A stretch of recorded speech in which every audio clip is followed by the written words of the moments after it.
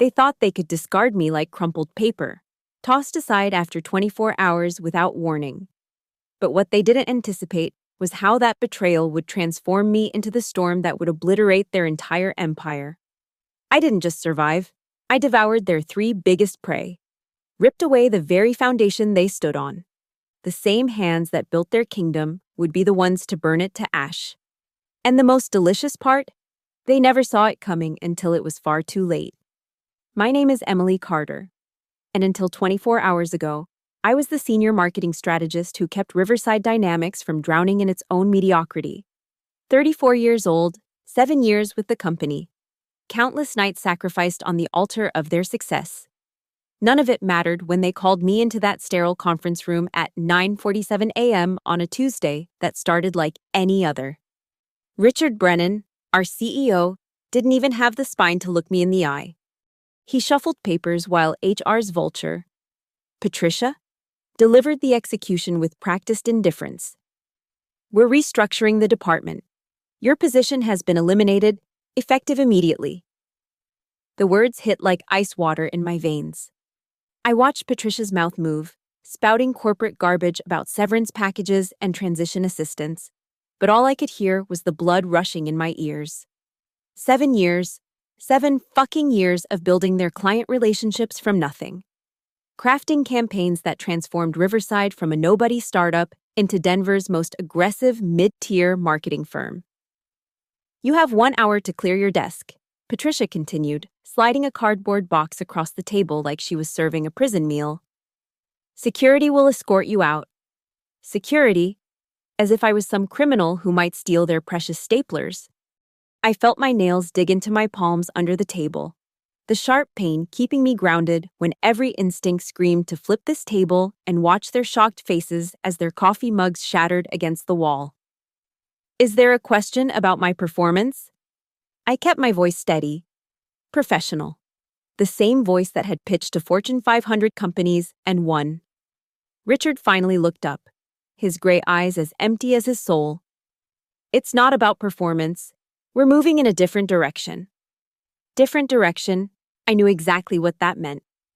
I'd seen Samantha Hayes, fresh out of her MBA program, batting her eyelashes at Richard during the company holiday party. I'd noticed her mysterious promotion to senior coordinator despite having the strategic thinking capacity of a goldfish. The writing wasn't just on the wall, it was in neon lights. The walk to my desk felt like a funeral procession. Colleagues averted their eyes, suddenly fascinated by their screens. 7 years reduced to a banker's box, my lucky coffee mug. The small succulent that had somehow survived the fluorescent wasteland. A few personal files. The security guard, barely old enough to shave, stood awkwardly beside me as I packed away pieces of my life. My computer was already locked. My company email, gone. Every trace of Emily Carter being systematically erased from Riverside's ecosystem while I stood there like a ghost at my own wake. As the elevator descended, each floor number lighting up like a countdown to irrelevance, something shifted inside me. The humiliation began to crystallize into something harder, sharper. They thought they were cutting out a tumor. They had no idea they'd just armed a weapon. The Denver sun hit my face as security deposited me on the sidewalk like human garbage. I stood there, box in hand, watching the building that had been my second home transform into enemy territory. Inside, they were probably already moving Samantha's things into my office. Richard probably already forgetting my name. If they think I'll disappear quietly, I whispered to the indifferent city noise, they're about to learn what a fatal miscalculation looks like. My phone buzzed. A text from Jake in accounting, one of the few people with enough backbone to reach out. This is bullshit. Everyone knows why they really did it. I deleted the message. Sympathy was useless. What I needed now was something far more valuable. Revenge served at exactly the right temperature to burn their whole fucking empire to the ground. The rage didn't hit until I got home, standing in my Capitol Hill apartment, surrounded by the evidence of my carefully constructed life. The full weight of their betrayal crashed over me like a tidal wave. I hurled the banker's box against the wall, watching my coffee mug shatter into 1,000 pieces, each shard reflecting a different memory of the company I'd bled for. 3 days, That's how long I allowed myself to wallow before I started digging. The truth was uglier than I'd imagined, laid out in LinkedIn updates and Instagram stories like breadcrumbs of corruption. Samantha Hayes hadn't just caught Richard's eye at the holiday party, she'd been his side piece for 6 months. Her hiring wasn't just nepotism, it was a carefully orchestrated replacement plan. I pulled up every email I'd ever forwarded to my personal account, every client contact I'd memorized, every weakness in Riverside's armor I'd noticed but never mentioned. The patterns emerged like constellations in the dark. Richard's affair was just the surface rot. The real cancer went deeper: inflated billing, promised services never delivered, clients kept in the dark about budget overruns. But what made my blood burn hottest was finding my own strategies. Presentations I'd crafted, now sitting in Riverside's portfolio with Samantha's name stamped on them. They hadn't just stolen my job, they were erasing my entire professional existence. I remembered the day I'd walked into Riverside, when it was just 15 people in a converted warehouse, desperately trying to compete with established agencies. I'd been their secret weapon, the one who understood that mid-tier clients didn't want to be treated like afterthoughts by big agencies. I'd built relationships, not just campaigns. I'd turned Riverside from a joke into a contender. The Titan Freight Logistics account? That was mine. I'd spent 6 months courting their CMO, learning everything about their supply chain challenges, their reputation management nightmares after that union dispute. I'd crafted the campaign that rebuilt their image. Starlight Beverages? I'd saved them from a PR disaster when their competitor launched that smear campaign. 3 all-nighters, countless crisis meetings, and I'd turned potential bankruptcy into their strongest quarter ever. Everbright Tech? They'd specifically requested me as their account lead, because I was the only one who understood their pivot from B2B to consumer software.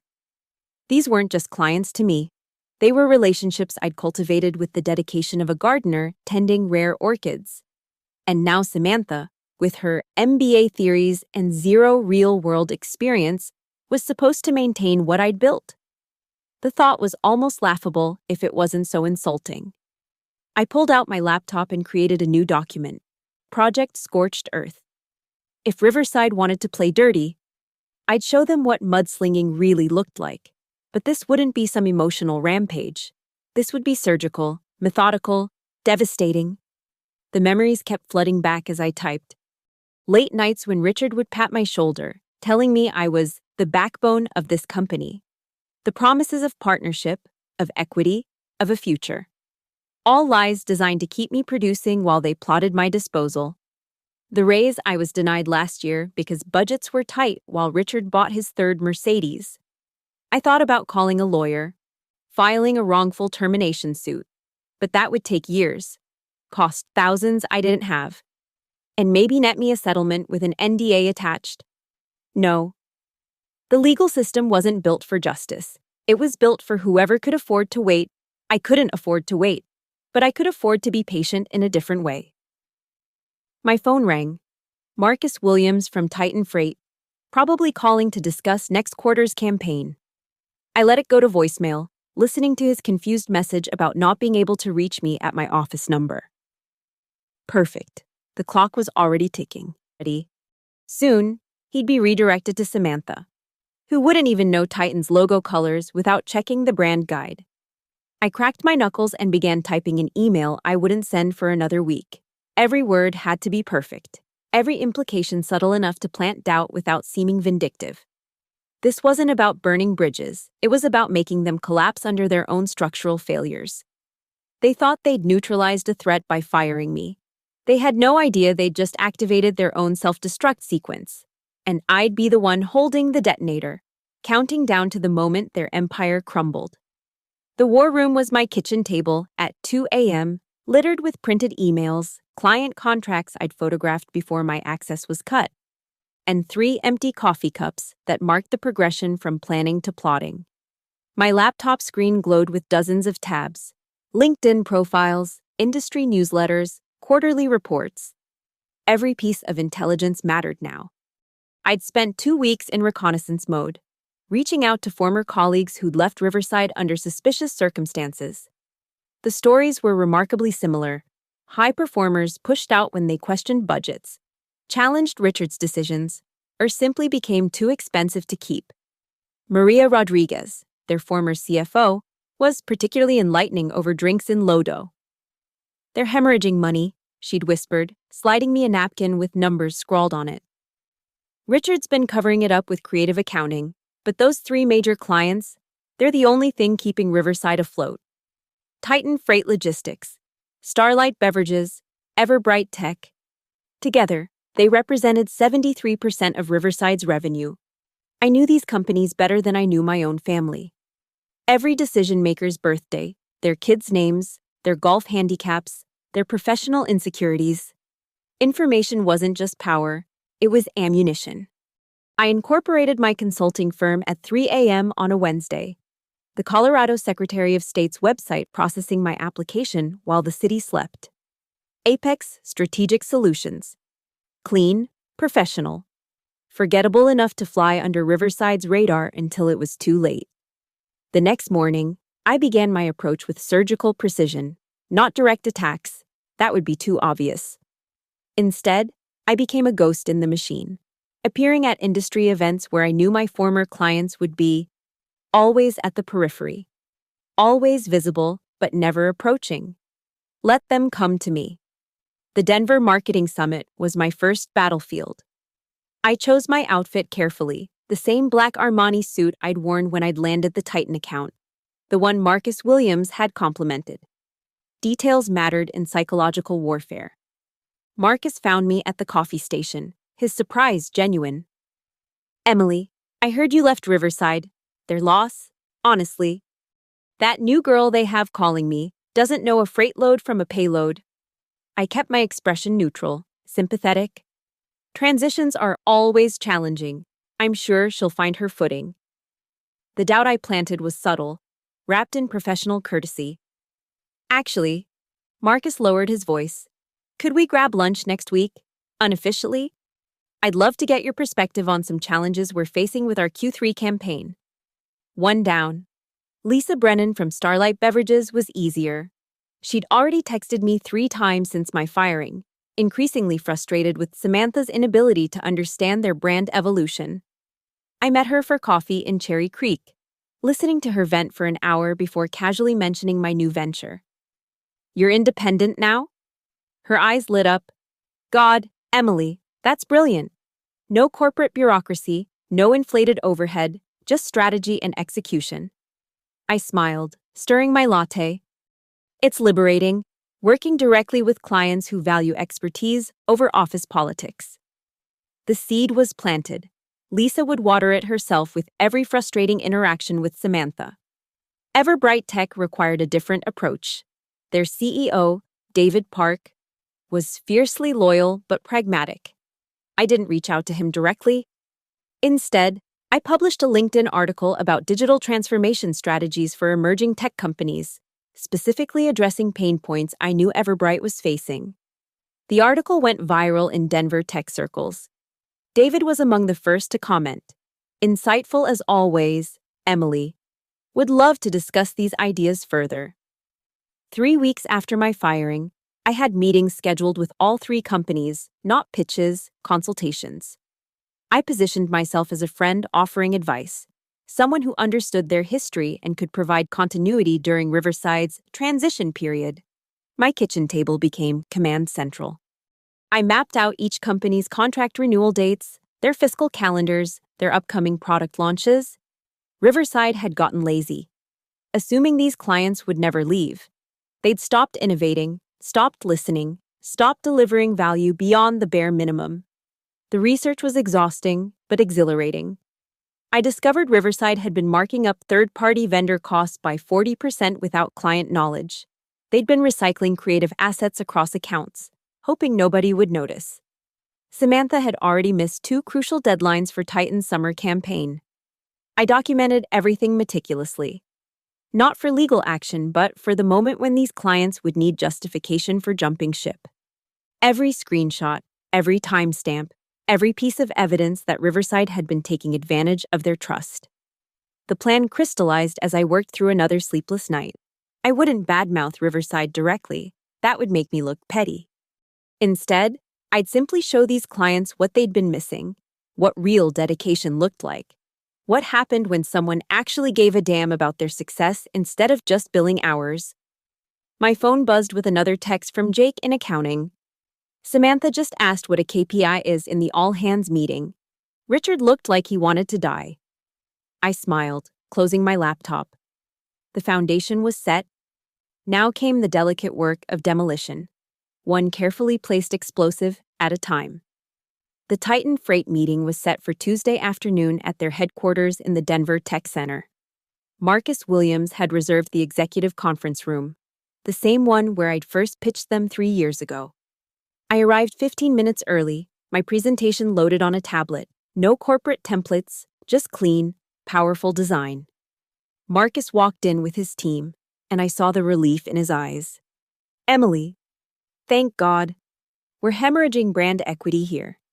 That interstate accident last month is still trending, and Riverside's response has been inadequate. I pulled up my analysis. You're not bleeding brand equity. Marcus, you're being bled dry by ineffective crisis management. Riverside's treating this like a PR problem when it's actually an opportunity to showcase Titan's commitment to safety innovation. I showed him the campaign I'd sketched out. Not a defensive crouch, but an aggressive pivot toward transparency. Real-time tracking for concerned families. Safety score partnerships with insurance companies. Driver wellness programs. Everything Riverside should have proposed, but didn't. This is exactly what we need. Marcus leaned back, exchanging glances with his CMO. But we're locked into contract with Riverside for another 8 months. Contracts have exit clauses, I said carefully, especially when performance metrics aren't being met. When's the last time Riverside delivered a campaign on time? The silence was telling. My meeting with Lisa at Starlight Beverages was pure theater. I chose the rooftop bar at the Crawford Hotel, overlooking Union Station, the same spot where Riverside had celebrated landing their account. Lisa arrived frustrated, having just gotten off a call with Samantha. She suggested we pivot to influencer marketing. Lisa downed half her martini in one go. For a premium beverage brand targeting 40-plus professionals, influencers, like we're selling detox tea to teenagers. I let her vent, occasionally nodding, never explicitly agreeing. When she finally asked for my thoughts, I pulled out a single sheet of paper, a strategic roadmap that addressed Starlight's actual challenges: market penetration in secondary cities, competition from craft beverages, the need to modernize without alienating their core demographic. This is more strategic thinking than I've seen from Riverside in the past year, Lisa said, studying the document. Emily, what would it take to bring you on officially? I can't poach clients, Lisa. That would be unethical. I paused, letting the words hang. But if Starlight were to reassess their agency partnerships independently, well, I'm always available to help friends. She understood perfectly. David Park from Everbright Tech was the toughest sell. He'd insisted on meeting at his office, a power play I respected. His space was all glass and minimalism, every surface reflecting success. But I knew his pressure points: the failed product launch last quarter, the user acquisition plateau, the board breathing down his neck.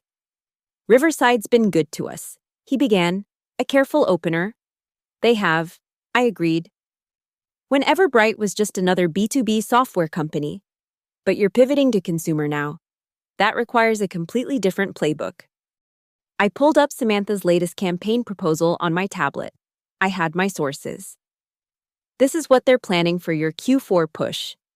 David's face darkened as he scrolled through generic stock photos and buzzword-laden copy that could have been for any tech company. This is template work. It's what happens when agencies get comfortable, I said. They stop seeing you as David's vision and start seeing you as a billing code.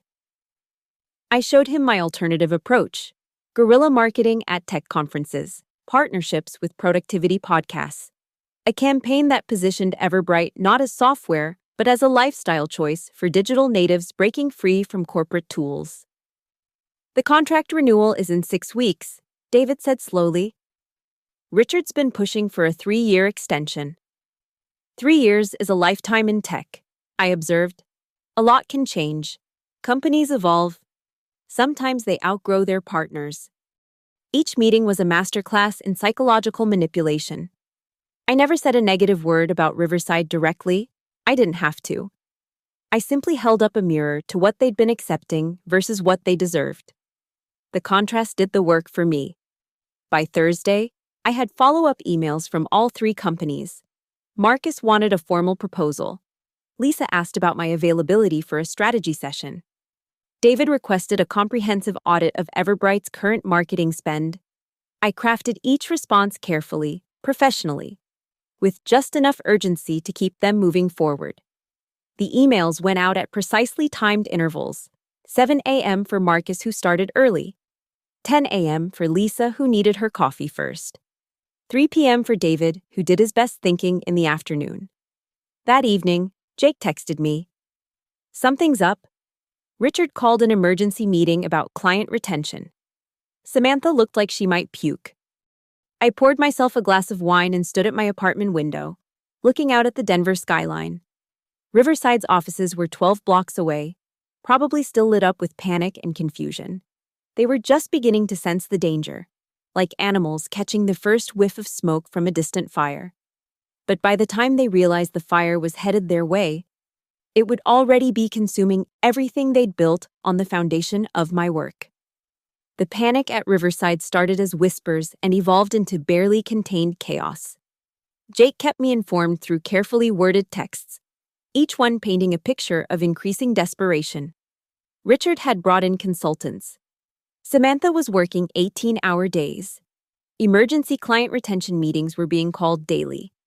I maintained perfect invisibility, operating through my LLC, keeping all communications strictly professional.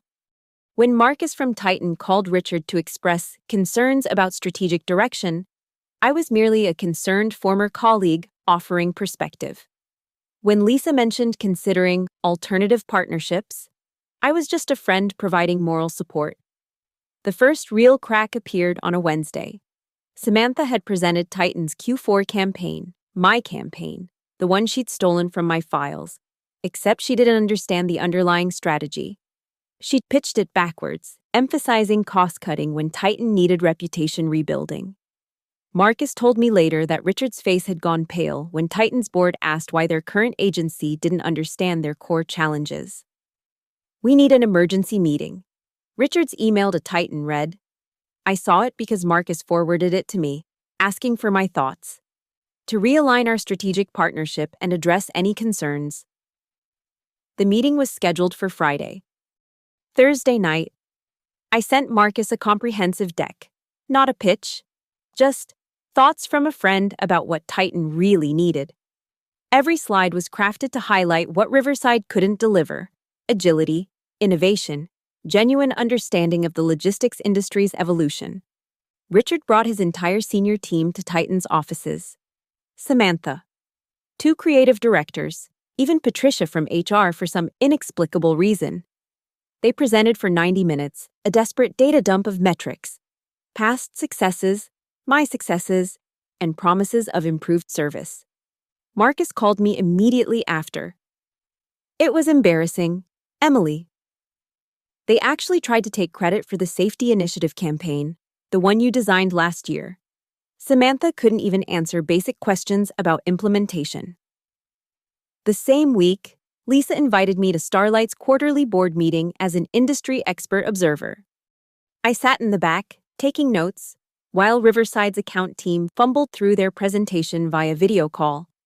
They'd missed the fact that Starlight's main competitor had just launched a sustainability initiative. Their proposed campaign mentioned nothing about environmental responsibility, a fatal oversight for a premium brand in 2025. "Thoughts?" Lisa asked me afterward, the board members still in the room. "You're being underserved," I said simply. "Your agency should be ahead of market trends, not discovering them in board meetings." The board members exchanged meaningful looks. David from Everbright played it cooler, but his method was more surgical. He requested detailed billing breakdowns from Riverside for the past 2 years. When Richard hesitated, David mentioned fiduciary responsibility to his investors. The documents arrived within hours, and David immediately forwarded them to me for informal analysis. The markups were worse than I'd suspected. 40% on vendor services. Mysterious project management fees that amounted to $20,000 monthly. Billing for junior staff time at senior rates. I created a simple spreadsheet showing David exactly how much Riverside had overcharged. Nearly $500,000 over 2 years. "This is fraud," David said flatly when we met for coffee. "This is industry standard for agencies that assume their clients won't look closely," I corrected. "The question is what you do with the information." Richard must have sensed blood in the water because he started showing up personally to client meetings he'd ignored for years. But his presence only highlighted how disconnected he'd become. He called Starlight's new product line by the wrong name. He pitched Titan on strategies they'd explicitly rejected 2 years ago. He told Everbright they should focus on enterprise customers just as they were pivoting to consumer. The desperation reached comic levels when Riverside launched what Jake called Operation Save Our Asses, a series of elaborate client appreciation events. Expensive dinners, premium tickets to Nuggets games, a poorly attended golf tournament. Lisa told me she felt like they were trying to buy loyalty with ribeye and courtside seats. "It's insulting," she said. "Like we're children who can be distracted with shiny toys." I stayed quiet, professional, never pushing. When clients vented, I listened. When they asked for advice, I provided it. When they wondered about alternatives, I mentioned, casually, almost reluctantly, that I was taking on select clients with my new firm. The Thursday before everything imploded, Jake sent his most urgent text yet. Richard just fired 2 junior staff to cut costs, told them the company was restructuring. Sound familiar? I felt a dark satisfaction. They were eating themselves alive, using the same playbook they'd used on me. But this time, there was no one left to save them. That evening, I received 3 emails within the span of an hour. Marcus, requesting a formal proposal from Apex Strategic Solutions. Lisa, asking about contract terms. David, wanting to discuss a potential partnership. I didn't respond immediately. Let them wait. Let them wonder. Let Richard and Samantha spend another sleepless night trying to plug holes in a ship that was already underwater. The chess pieces were all in position. The next move would be checkmate. The dominoes fell in perfect sequence, each one triggering the next with devastating precision. Titan Freight moved first. Marcus called me on a Monday morning, his voice carrying the weight of finality. "We're terminating our contract with Riverside, effective immediately. Breach of performance standards. Our legal team found 17 instances of missed deadlines and undelivered promises. Can you start tomorrow?" I was sitting in my home office, but I stood up for this moment, looking out at the Denver skyline. Apex Strategic Solutions would be honored to partner with Titan. Marcus, we'll have a transition plan ready by end of day. The news hit Riverside like a freight train, pun intended. Jake told me Richard actually threw a coffee mug against his office wall, the stain still visible days later. 31% of their revenue, gone in a single phone call. Lisa from Starlight Beverages was more elegant in her execution. She scheduled a formal review meeting with Riverside for Wednesday, invited Richard and his entire team to present their vision for the next year. They spent 48 hours preparing, pulling all-nighters, crafting what Samantha apparently called the presentation that would save everything. They never got to give it. Lisa opened the meeting with a termination letter, effective in 30 days per contract terms. "Your services no longer align with Starlight's strategic direction," she said, according to someone who was in the room. "We thank you for your past contributions." The past contributions she was thanking them for were mine, but the irony was lost on no one except perhaps Samantha, who reportedly asked if they could talk about this. Lisa's response was to have security escort them out, a detail I found particularly poetic. 28% more revenue evaporated. 59% total in 3 days. David Park took the cruelest approach. He didn't fire Riverside immediately. Instead, he demanded a comprehensive audit, forcing them to allocate resources they didn't have to justify bills they couldn't defend. While Richard and his skeleton crew scrambled to compile documents, David quietly signed with Apex Strategic Solutions, my signature on the contract still wet when he called Richard to terminate.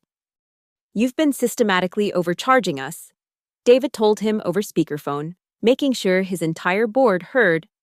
"This partnership is dissolved, effective immediately. Expect to hear from our legal team regarding restitution."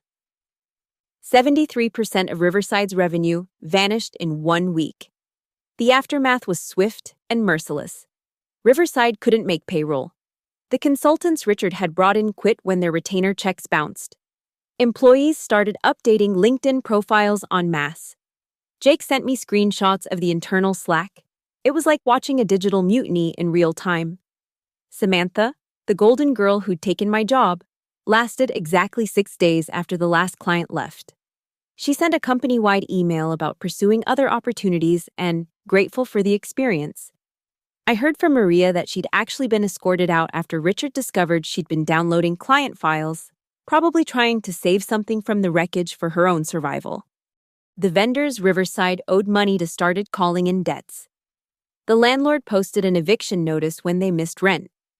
The award wall in their lobby, displaying accolades I'd earned for them, was photographed by a local business journal under the headline, "How Riverside Dynamics Lost Everything in 10 Days." I ran into Patricia from HR at Whole Foods in Cherry Hill.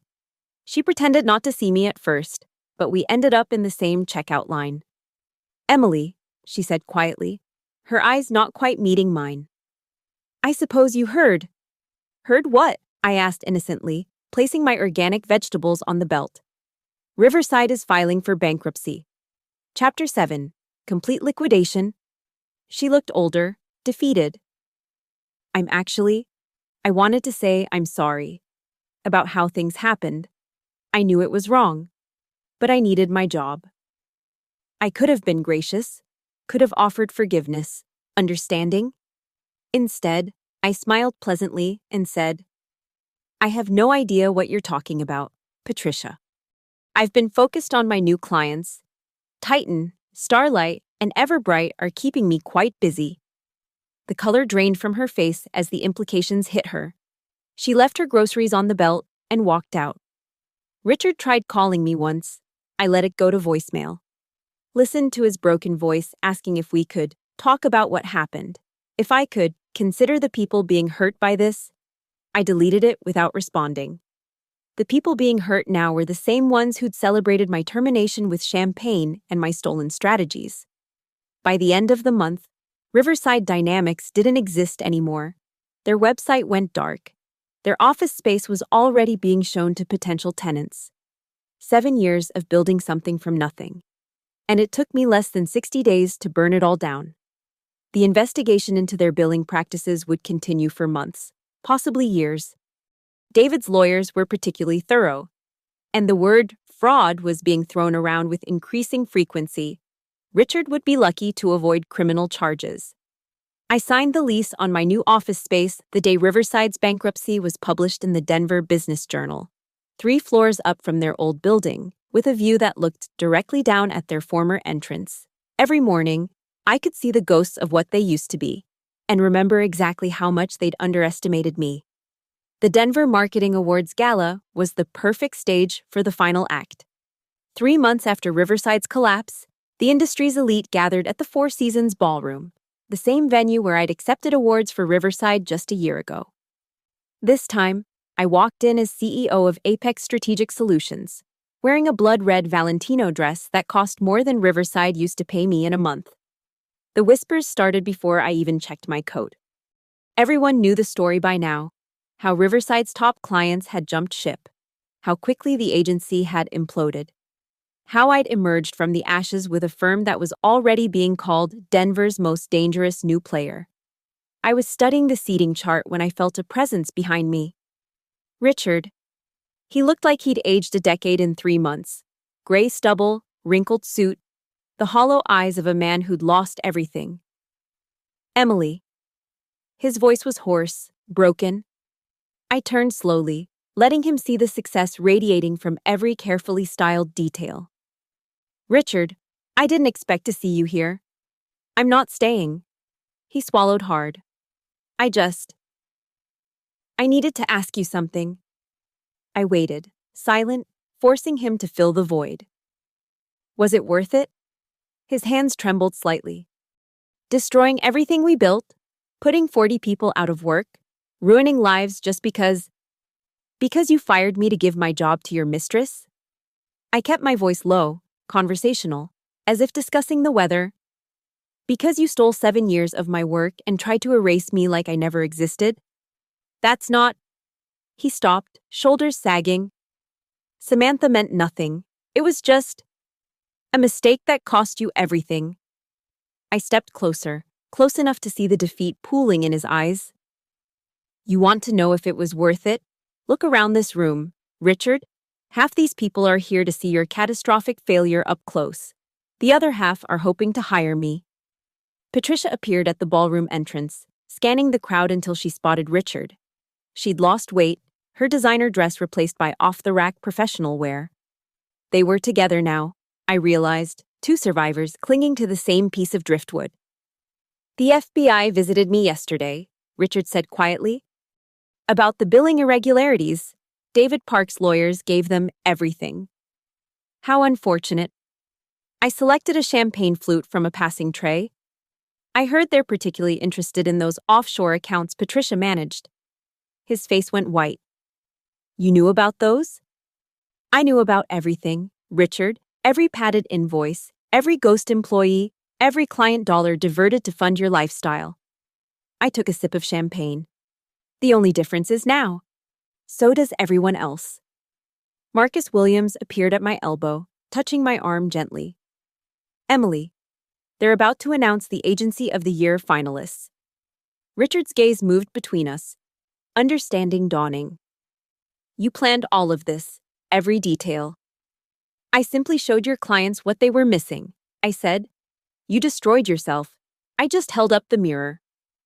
Patricia had made her way over, her hand finding Richard's arm. We should go, she whispered. Yes. I agreed. You should.